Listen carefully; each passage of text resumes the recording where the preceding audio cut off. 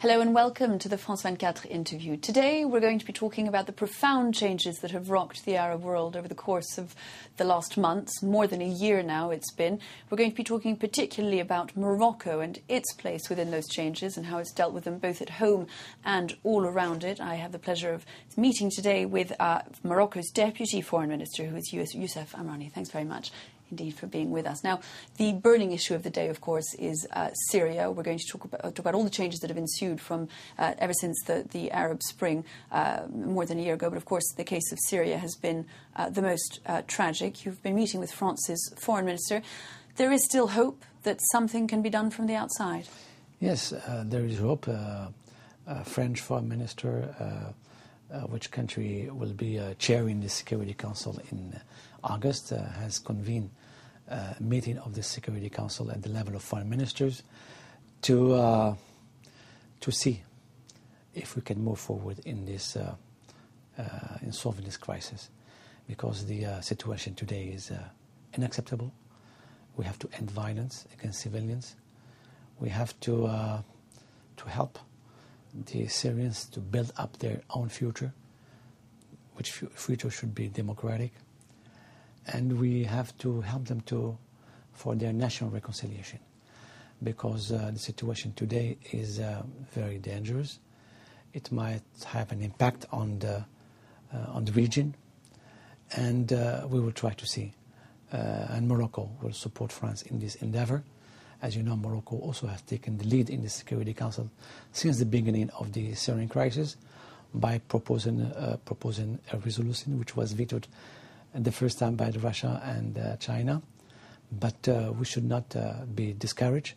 We should continue to seek for a diplomatic outcome and a political settlement to this issue.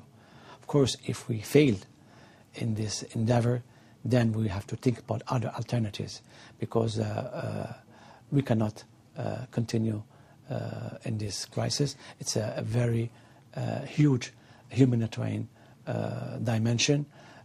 People are going everywhere in the region, and we need to stop the bloodshed. Of course, Morocco has been at the heart of those diplomatic efforts that you mentioned, both at the Arab League and at the Security Council for these many months.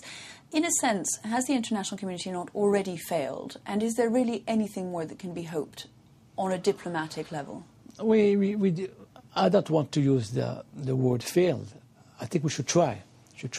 Of course, the most important today is the democratic transition, because we don't think that the actual regime has the leadership to promote the changes in the country and democratic changes, and the future must be democratic.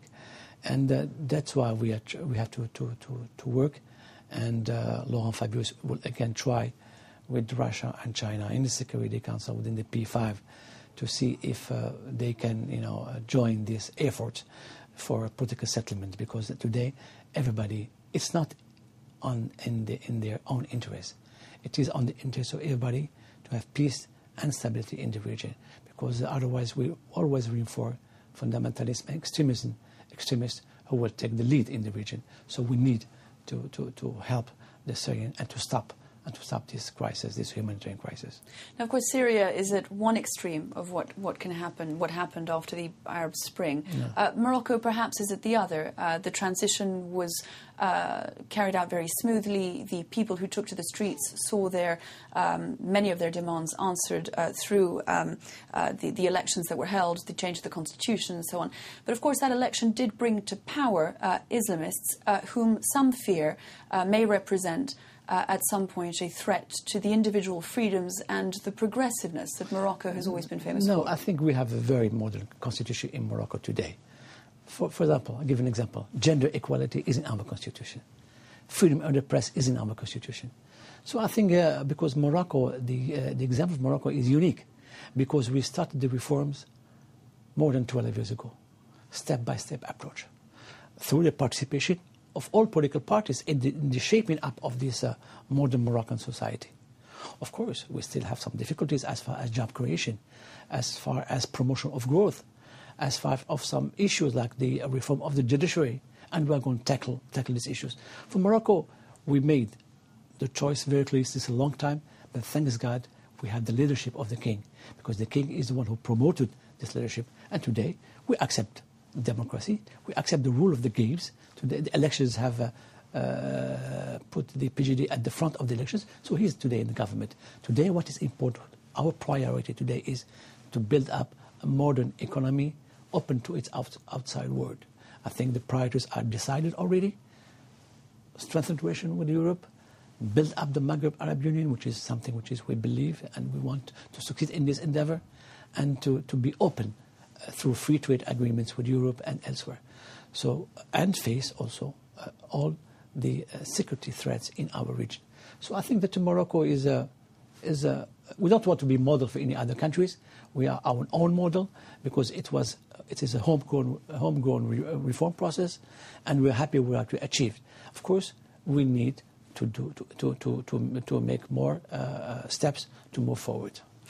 One of the issues, of course, the economy that Morocco will have to deal with. 30% unemployment in the age range between 15 and 29 years old is huge, and yes. Many structural reforms will need to take place. Yes. Definitely. I think we need innovative approaches. I think the most important today is how to create jobs through helping young people to create their own enterprises. How to open up the economy and to export more. And also through the reform of education, because education towards job-oriented is an important tool to move forward. Morocco is also building up strong infrastructure, tourism, highways. I think we are doing pretty well. We have no oil, but we have capacity building, and we have a young generation who have developed a spirit of entrepreneurship. I think this is what is the most important for us today. Another of the thorns in the side of the Moroccan government is, of course, the question of the Western Sahara, still unresolved today. Is it not time to grant autonomy to the region? Is it not time that Morocco address the problem? Exactly. This is the proposal that Morocco has made to the UN, made an autonomy plan, and which has been considered as a serious and credible one by the Security Council, by the international community.